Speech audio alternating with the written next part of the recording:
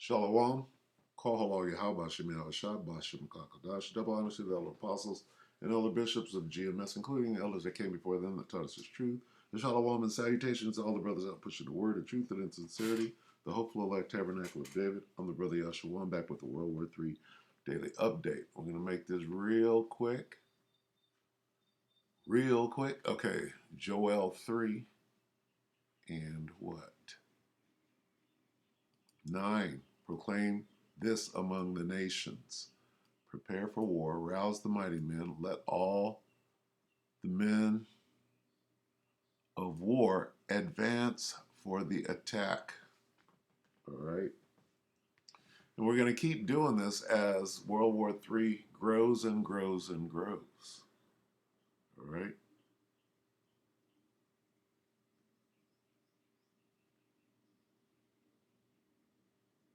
Yep. So, stumbled across this. We'll take a look at this on one other thing and go ahead and bring it home. So this 4 hours ago, it says Ukrainian counteroffensive against Russia underway. The long awaited since last, fall? So now this is CBS News, right? With the with their official proclamation, right? Because you can't, there's something called fog of war. So whatever you say doesn't necessarily mean that that's what's going on. Going back to, whatever tomorrow, the name of tomorrow's broadcast will be Wars and Rumors of War Tuesday. And hopefully the Spirit doesn't take it in a different direction. But anyway, let's listen to this guy. 4 hours ago, Ukrainian counteroffensive against Russia underway. See what they're saying.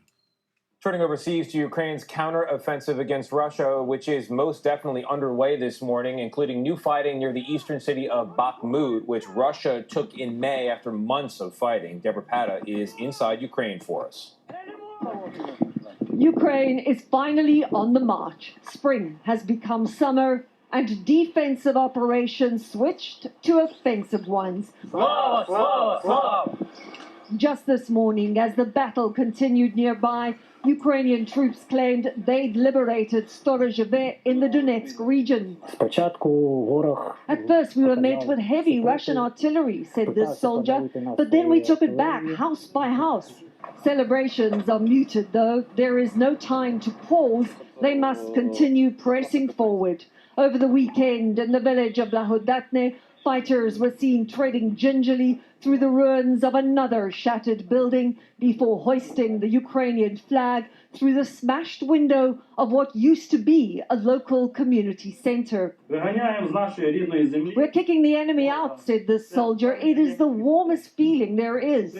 And close by in Neskutchne, these troops proclaimed yet another victory for Ukraine.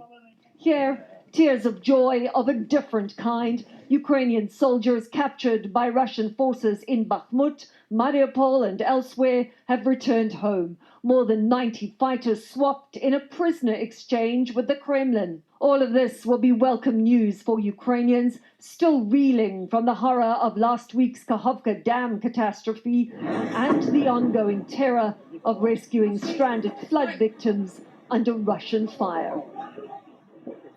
Now, Russia claims it has repelled a number of other advances along the front line, but Kyiv is reluctant to talk about its counteroffensive. And despite these recent modest gains, the big push, Tony, is still to come. Deborah Pata for us once. All right, so he say, she say. Let's watch, I think, this from the Sun. Let me see. Probably just a bunch of pictures. So. Thinking about going Slovakia. Check it out.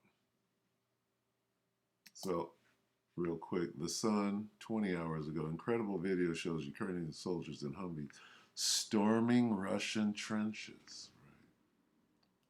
Let's see.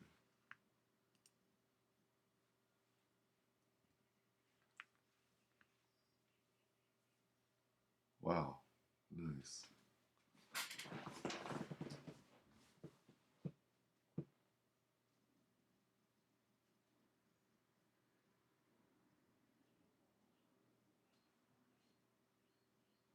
Doesn't look like they're being fired upon.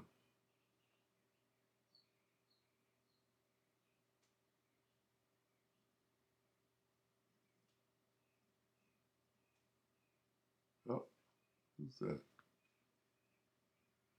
Waving a white flag? Or is he shooting back? Oh! He's shooting back. Ooh, ooh.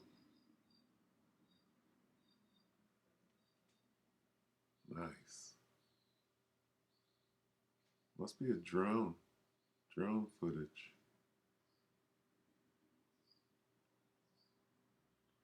Fire and maneuver over here.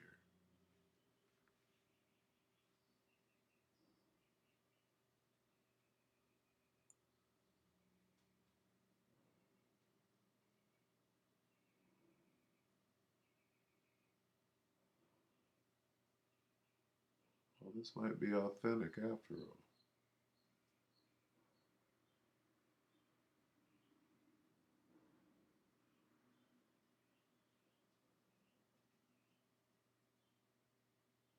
Grenade.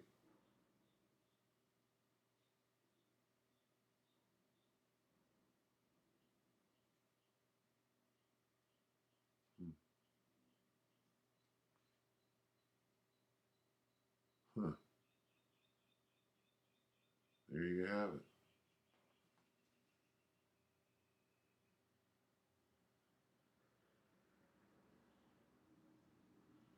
Must be a different angle. Wow. Trench warfare. Look at them getting out of there.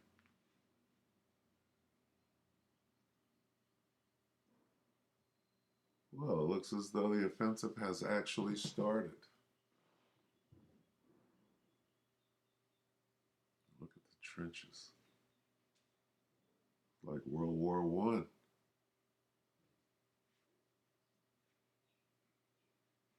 Okay. Picked up the injured and took them out. All right. Good enough. That was a nice little piece of film. If there's any truth to it, so we'll go ahead and get out. It's a quick one today. Let's see. It's 16. Second Ezra 16.